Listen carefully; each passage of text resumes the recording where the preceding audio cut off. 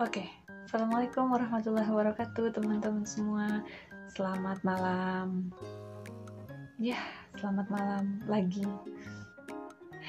Selamat malam waktu saya merekam video ya guys.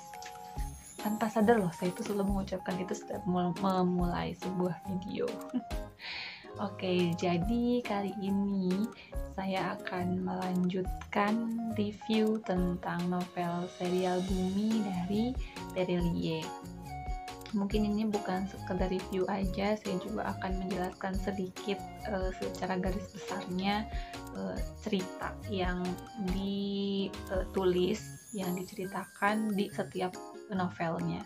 Jadi kemarin saya sudah bikin untuk buku pertamanya, yaitu novel Bumi, dan hari ini saya akan melanjutkannya ke buku kedua, yaitu novel Bulan. Ini dia, jadi ini buku keduanya. Oke, let's start guys. Jadi hari ini aku akan sedikit menceritakan tentang buku Bulan, novel kedua dari serial Bumi. Nah, kita mulai dari sampulnya dulu ya. Yang saya suka dari serial Bumi ini adalah sampulnya itu unik guys, bagus gitu. Banyak gambarnya, dan gambarnya ini bukan sebarang gambar yang pajangan di cover buku doang. Jadi gambar-gambar ini mewakili setiap cerita di dalam bukunya kayak gitu. Nah, misalkan kayak di sini di buku Bulan ini ada gambar sekumpulan jamur, terus gedung-gedung tinggi, ada juga bunga matahari, terus ada pohon-pohon juga, ada binatang-binatang juga. Nah, ini sangat mewakili isi cerita di dalamnya. Kalau kita sudah selesai membacanya, pasti kita sadar gitu arti dari setiap gambar ini itu apa, kayak gitu. Nah, kemudian di belakangnya itu ada sinopsis. Sebenarnya sih bukan sinopsis ya. Jadi kalau misalkan di novel Bulan itu bagian belakangnya itu kan menceritakan tentang Raib, memperkenalkan gitu. Nah, kalau misalkan di novel Bulan ini dia menceritakan tentang Sally. Jadi siapa itu Sally? Dia itu orang yang seperti apa secara fisik, terus dia punya kekuatan apa, kayak gitu diceritakan di sini kayak gitu. Nah, di sini tertulis novel remaja 13 tahun plus. Nah, artinya apa sih 13 tahun plus ini? Jadi, setiap buku yang di belakangnya ada angka kayak gininya itu menandakan usia. Jadi, buku ini boleh dibaca oleh seseorang berumur 13 tahun ke atas kayak gitu. Jadi di bawah 13 tahun belum boleh. Karena ini kan novelnya isinya petualangan ya, dan ada banyak pertarungan-pertarungan juga. Kalau misalkan dibaca oleh anak kecil mungkin belum boleh, karena mungkin sedikit mempengaruhi juga. Kalau misalkan dia yang niruin kan gimana gitu, soalnya kan banyak pertarungan-pertarungan kayak gitu. Nah, secara garis besar buku Bulan ini adalah petualangan si Raib, Sally, dan Ali di klan Matahari. Sebenarnya saya juga awalnya bingung ya, di buku Bumi judulnya Bumi tapi ternyata petualangannya di klan Bulan. Nah, sekarang judulnya Bulan tapi petualangannya di klan Matahari. Tapi nantinya teman-teman akan tahu kenapa begitu ketika membaca buku Matahari dan Bintang. Nah, oke. Jadi di novel Bulan ini menceritakan tentang Raib, Sally, dan Ali yang mengikuti festival bunga matahari di klan Matahari. Nah, festival bunga matahari itu apa sih? Festival bunga matahari itu adalah festival tahunan yang diadakan di klan Matahari. Tujuannya itu adalah untuk memburu satu bunga matahari yang pertama kali terbit di musim itu, mekar di musim itu kayak gitu. Nah, karena bunga itu memiliki kekuatan yang sangat amat spesial, jadi orang-orang tuh berlomba-lomba kayak gitu untuk mendapatkan bunga yang pertama kali mekar. Sebenarnya sejarah awalnya itu festival bunga matahari itu tidak pernah dijadikan ajang untuk berlomba-lomba.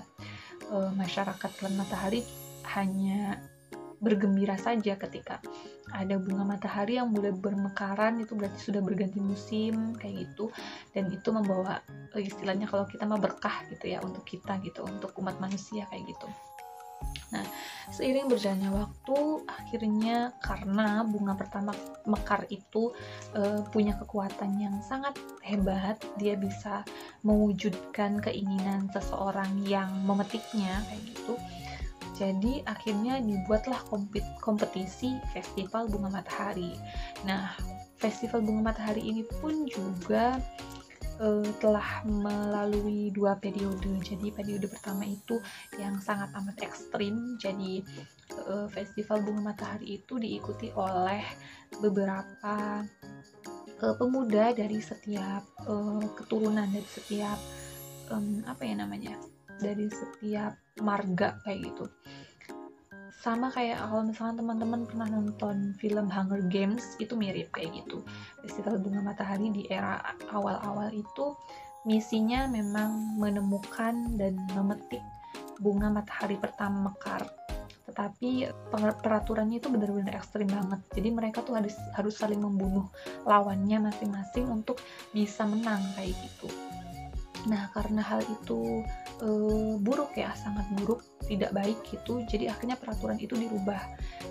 Jadi setiap setiap peserta itu tidak boleh melukai peserta yang lainnya. Jadi mereka itu hanya harus fokus pada mencari petunjuk di mana bunga itu akan mekar. Kayak gitu. Nah, tetapi di novel bulan ini ketika Raib dan kawan-kawan mengikuti festival itu ternyata tidak semudah itu. Tetap saja walaupun peraturannya sudah dihilangkan untuk saling membunuh, untuk saling melukai peserta lain, itu dilarang gitu. Meskipun sudah dirubah seperti itu, festival ini tetap berbahaya karena bunga mataharinya ini yang pertama mekar punya kekuatan yang sangat amat besar yang ternyata dimanfaatkan oleh orang lain gitu, dimanfaatkan oleh orang-orang yang berkuasa untuk menambah kekuatan mereka kayak gitu. Nah, itu dia guys, secara garis besarnya. Jadi intinya di novel bulan ini itu menceritakan tentang petualangan mereka ketika menjadi peserta di Festival Bunga Matahari kayak gitu. Nah, Raib, Sally, dan Ali ini tidak cuma bertiga, mereka berempat. Satunya itu adalah Ili. Ili itu kalau kalian ingat di novel Bumi, Ili itu adalah anak dari Ilo Faye. Jadi mereka keluar dari akademi, kemudian bertemu dengan Ali, Raib, dan Sally untuk mengikuti Festival Bunga Matahari kayak gitu. Nah, kenapa tiba-tiba mereka bertiga dan rombongan itu tiba-tiba pergi ke klan Matahari? Itu akan dijelaskan juga di buku ini. Awal mulanya kenapa sampai mereka harus mengikuti festival tersebut kayak gitu. Banyak sekali hal-hal yang indah yang diceritakan tentang alamnya klan Matahari yang sangat indah. Kita juga bukan hanya menggambarkannya, bukan hanya bisa membayangkan betapa bahayanya, betapa indahnya di klan Matahari itu, tapi kita juga bisa belajar gitu. Ketika kita di situ sempat menemui burung yang pemakan daging, terus juga sempat menemui gurita yang sangat besar kayak gitu. Seperti biasa, Ali menjelaskan tentang banyak hal ilmu pengetahuan alam, tentang IPA, tentang binatang-binatang, tentang kelemahan mereka kayak gitu. Oke, jadi secara garis besar ceritanya seperti itu ya guys. Petualangan Raib, Sally, Ali, dan ditemani Ili di klan Matahari kayak gitu. Nah, untuk informasi tambahan saja bahwa buku novel bulan ini terdiri dari 396 halaman. Banyak sih, memang banyak banget. Cukup tebal juga ini bukunya. Totalnya ada 27 episode. Tapi saya yakin banget untuk teman-teman yang suka novel-novel dengan genre fantasi, petualangan, persahabatan, itu 396 halaman itu bukan apa-apa sih, karena pasti akan merasa kurang, apalagi ini bentuknya serial ya, yang ceritanya tuh nggak akan sampai di situ gitu. Di bab akhir kita pasti dibuat penasaran dengan apa yang akan terjadi nantinya, apa yang akan terjadi di novel selanjutnya kayak gitu. Seperti biasa, di setiap buku yang saya baca, saya selalu berusaha untuk menemukan sesuatu, menemukan paragraf-paragraf atau sepenggal kalimat yang bisa saya jadikan pegangan, bisa saya telaah lebih lanjut apa ini maksudnya kayak gitu. Nah, begitu juga di novel bulan ini ada satu paragraf yang menurut saya iya ya, bener juga ya kayak gitu, sampai mikir kayak gitu ya. Nah, paragrafnya itu ada di halaman 209. Jadi biar saya bacain dulu ya teman-teman. Sungguh ada banyak hal di dunia ini yang bisa jadi kita susah payah menggapainya. Memaksa ingin memilikinya, ternyata kuncinya dekat sekali. Cukup dilepaskan, maka dia datang sendiri.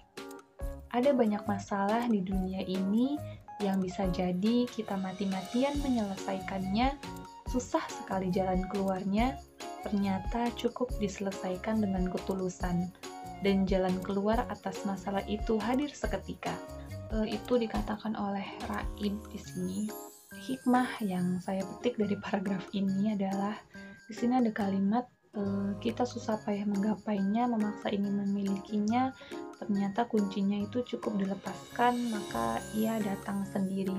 Ketika kita punya keinginan, kita bukan hanya harus berusaha dan berdoa, tapi juga harus berserah diri kepada Allah. Ketika apa yang kita usahakan sudah selalu kita doakan tapi tidak kunjung diwujudkan, itu bukan berarti kita itu tidak dicintai, tidak dipedulikan gitu. Bisa jadi apa yang kita usahakan, apa yang kita minta itu memang bukan yang terbaik untuk kita kayak gitu. Jadi lebih baik ketika kita sudah maksimal sekali berusaha, maksimal sekali berdoa, tapi ternyata tidak kunjung terwujud, maka lebih baik mungkin kita harus melepaskannya. Mungkin ada banyak hal yang sebenarnya lebih baik sudah terjadi di diri kita, tapi karena kita terlalu fokus dengan apa yang kita inginkan, kita terlalu punya ambisi yang sangat besar sehingga yang terbaik yang justru sudah kita miliki tidak bisa kita lihat karena kita terlalu menggebu-gebu, terlalu berambisi punya sesuatu gitu. Kayak gitu. Jadi setelah kita berusaha, jangan lupa diiringi juga dengan doa dan juga serahkan hasilnya kepada Allah, kepada Tuhan kayak gitu.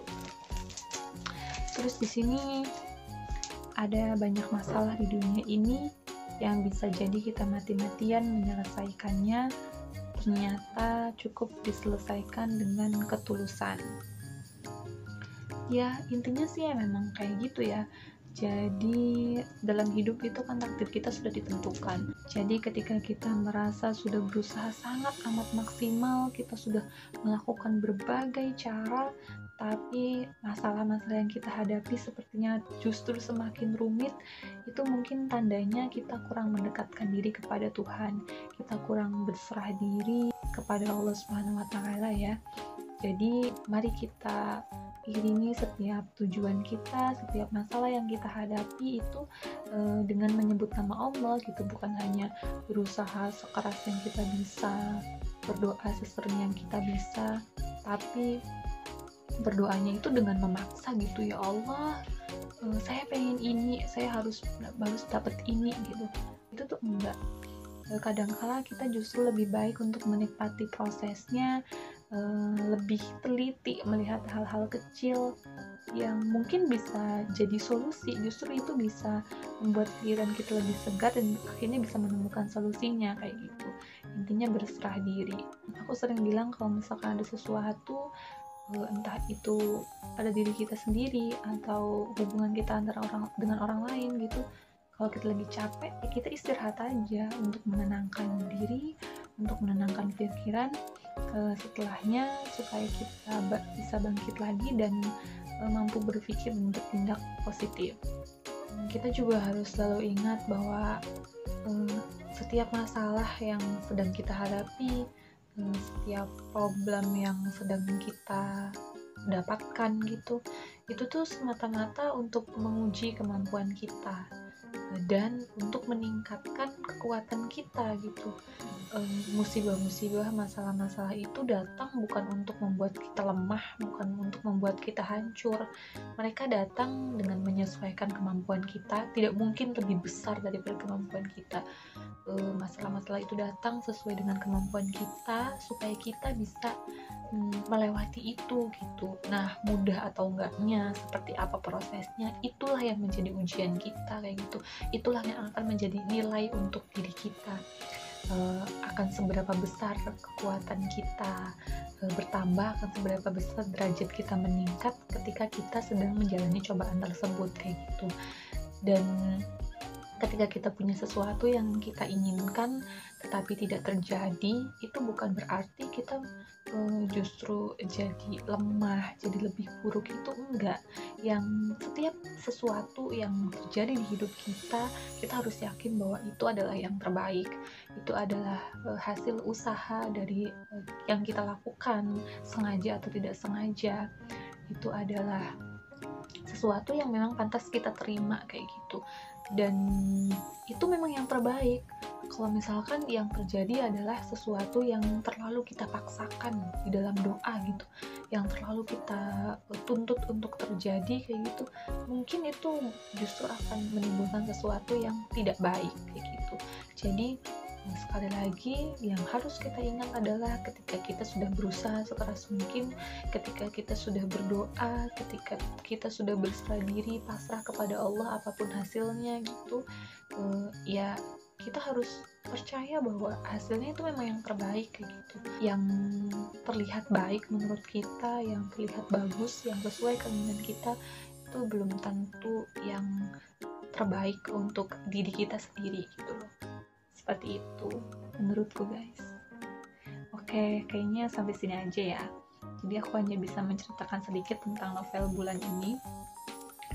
Sekali lagi novel ini menceritakan tentang festival bunga matahari di Klan Matahari. Dan untuk teman-teman yang mau beli novel ini, saya selalu menyarankan agar tidak membelinya yang bajakan. Semurah apapun harganya, bajakan ya tetap bajakan. Walaupun kita merasa kita untung bisa membaca novel tersebut secara utuh dengan harga buku yang murah, tetapi sebenarnya itu sama saja dengan pencurian. Maksudnya orang yang menjual buku bajakan tersebut juga kan pasti tanpa izin penulisnya kayak gitu. Mereka meng-copy paste, fotokopi bukunya gitu terus dijual. Itu kan sama aja kayak pencurian ya guys. Jadi jangan beli buku bajakan. Kalau misalkan belum bisa buku beli fisik, bisa juga beli buku e-booknya di Play Store, itu jauh lebih murah harganya tapi tidak bajakan. Jadi pastikan bukan saja kita memilih bahan bacaan yang baik, bukan saja kita memilih buku-buku yang bisa bermanfaat untuk kita, tapi juga kita harus memperhatikan bagaimana cara kita membelinya, bagaimana cara kita mendapatkan uang untuk membeli itu gitu, supaya apa yang kita baca benar-benar dapat bermanfaat untuk kita di kehidupan sehari-hari. Seperti itu guys. Oke, sepertinya sampai sini saja dulu. Next akan aku bahas novel ketiga dan keempat sekaligus, novel Matahari dan Bintang, karena dua novel itu ceritanya saling berkaitan. Saya nggak mau janji bakal cepat atau lama, karena ini bulan Ramadan. Ada banyak sekali kesibukan baru kalau Ramadan ya, kita berlomba-lomba dalam kebaikan di bulan yang suci ini gitu. Jadi semoga sih nggak terlalu lama ya guys. Oke, terima kasih untuk teman-teman yang sudah menonton. Semoga bermanfaat. Boleh di-share kalau misalkan memang bermanfaat menurut kalian. Boleh juga subscribe. Dan jangan lupa kalau misalkan mau lebih kenal dengan saya, bisa follow Instagram saya di @iimiza atau di Facebooknya Imro atau Iza. Terima kasih teman-teman sekali lagi. Semoga bermanfaat. Selamat menunaikan ibadah puasa untuk umat muslim di dunia. Assalamualaikum warahmatullahi wabarakatuh.